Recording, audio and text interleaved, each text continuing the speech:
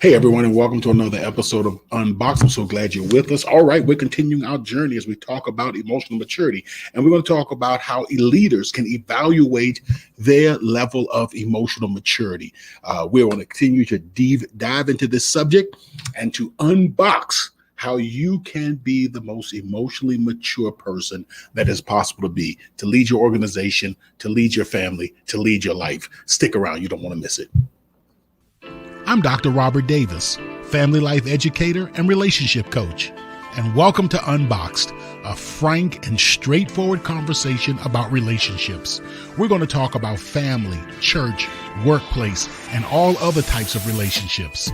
Join me for the next few moments as we unbox the power and potential of relationships and help you to live your best life. Hey everyone, again, welcome. So do me a favor, make sure that you like, subscribe, and share. Like, subscribe, and share. Okay, let's dive into this thing. We talked about being an authentic leader. And by authentic, it really means emotionally mature, being the best you, living out the principles for your life, not basically being a puppet on the string that's determined by the organization that you work for, that the way you function is determined by the people you're interacting with, but that it's authentic. It is the real you in every circumstance and in every situation. And we found out that there are five attributes that determine a authentic or emotionally mature leader. Those five attributes are: number one, authentic leaders are goal-oriented. Authentic leaders are goal-oriented. Number two, authentic leaders are aware of others. That's right. Number three, authentic leaders are focused on self. In other words, this is what I'm responsible for. That's very important. This is what I'm responsible for, because a focus on self helps to prevent you from focusing on everybody else and what everybody else is and ain't doing. Number four, authentic leaders are self-differentiated. In other words, this is who I am. And number five, authentic leaders are principle-oriented. This is what I believe. And we're really going to look at number five starting next week. But I want us to finish this whole thing about this is who I am today. We're going to finish that up today. So what reveals a leader's authenticity or a leader's level of emotional maturity? And the answer to that is, and I'm going to unpack it a little bit more, to unbox it a little bit more today. The answer to that is, how much of our mental health and emotional functioning, or our mental energy, is determined by the relationship we are a part of. That's right. That's how you can tell. The less that your emotional health and your emotional functioning is determined by the relationship you're part of, the more emotionally mature you are. And that doesn't mean that you cut everybody loose, you don't bother with nobody, because that's really a sign of someone who's immature, that they are, excuse me, they are so overwhelmed by the relationships that they're in that they just can't even deal with it. They just gotta cut loose and go separate ways. No, but an emotionally mature person can be in a relationship, but the relationships don't dictate or guide who they are. They are who they are because that's who they are.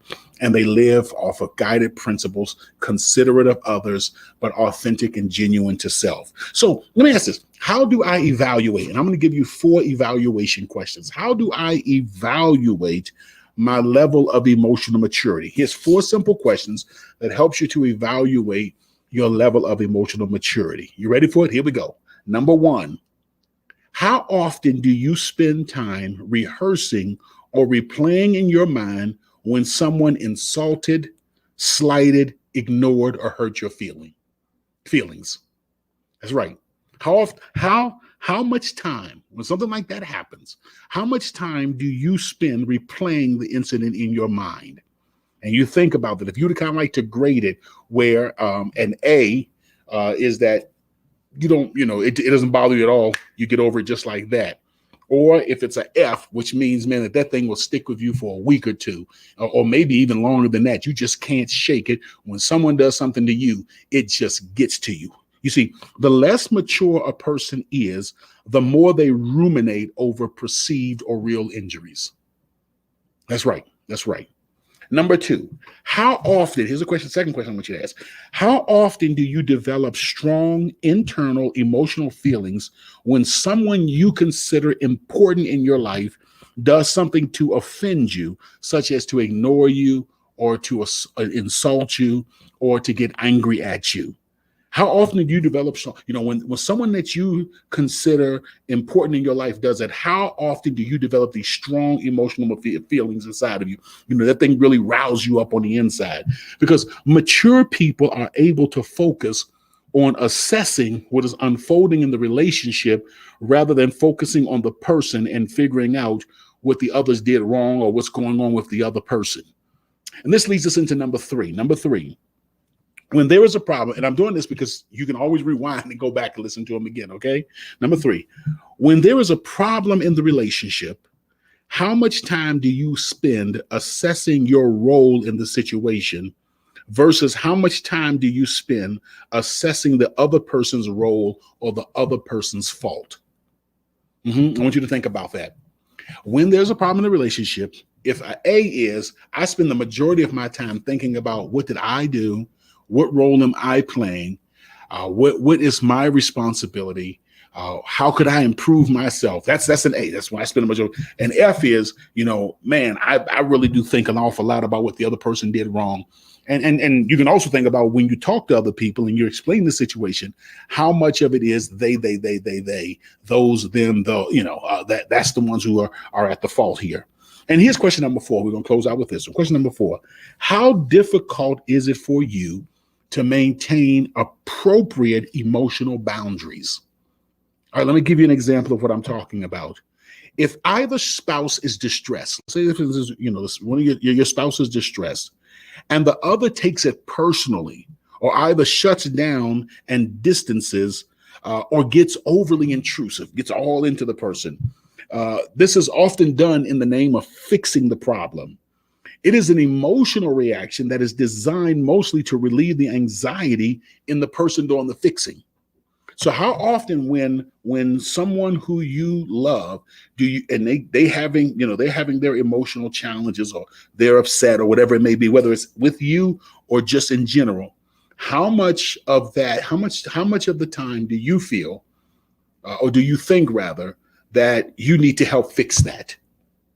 That's a very clear sign. So an A is I can listen, I can support, but I don't have to fix.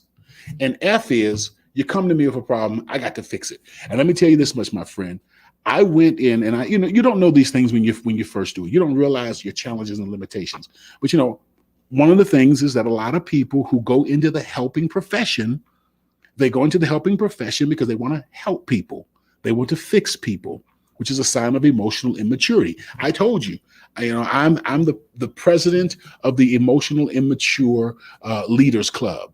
And that's why I love what I do. And I love working with other leaders because, again, we're going on this journey together. I haven't figured it out. I haven't mastered it. So with other leaders in our support groups, in the one-to-one coaching that I'm able to do, I can go through and I can help because I'm living it myself. And one of the things that, I struggle with, that I fight, is giving the unsolicited advice, trying to fix people. When I see people in distress, especially people that I'm close to and that I love, one of the first things I want to do is figure out, how do I solve this problem? How do I help them out of this jam? And that's one of the urges that mature people are better able to deal with. They don't feel that they need to fix and solve people's problem. Mature people they look at the role that they're playing in the relationship and then the problem. Mature people spend most of their time assessing the situation rather than blaming the person. And mature people don't rehearse hurts and harms and allow that thing to ruminate in them. That's a mature person. And that's what we try to do here at UnBoxed, is to help people to gain the skills and the tools to actually be emotionally mature, to be able to focus on themselves and to build up their own level of excellence, to reach their life goals, to develop plans and strategies to accomplish the things that are important to them, to be their best self in family, to be their best self in their workplace, at church, or wherever it may be, to unbox the power and the potential of relationships, and to unbox the power and the potential of their leadership. And we want to continue to help you. So continue to tune in. Take care. Seasoned with Grace, UnBoxed also provides healthy relationship training and leadership development for businesses, churches, and community organizations. For a free consultation to discuss your team's needs, please contact us at our website at swg.org. swg-unboxed.org. That's swg-unboxed.org.